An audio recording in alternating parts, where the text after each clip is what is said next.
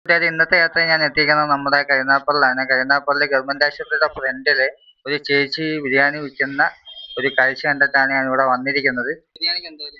100 രൂപ. എന്തൊക്കെയുണ്ട്? 2 പീസ് ചിക്കനും ആവശ്യത്തിനുള്ള ചോറും പിന്നെ സലാഡ്, അച്ചാറ് ഇതൊക്കെ ഉണ്ട്.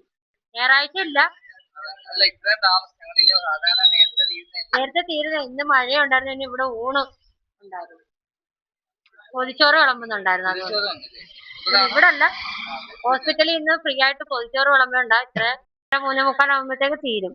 പറമ്പിലാണ് ഞങ്ങളുടെ സ്ഥലം. അവിടെ നിന്നാണ് ഞാനും ചേച്ചി അമ്മയും കൂടെ ഇത് ഉണ്ടാക്കിക്കൊണ്ട് വരുന്നത്. ബിരിയാണി അല്ല, വേറെ എന്തൊക്കെ?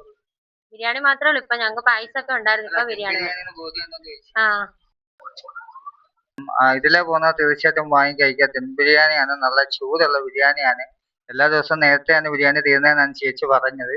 പക്ഷെ ഇന്ന് ഹോസ്പിറ്റലിൽ പൊതിച്ചോറുള്ള കാരണം ഇന്ന് ബിരിയാണി കുറെ അധികം ഉണ്ട്. അപ്പം നല്ല ടേസ്റ്റുള്ള ബിരിയാണി. ഇതിലെ പോകുന്നത് തീർച്ചയായിട്ടും വാങ്ങി കഴിക്കുക.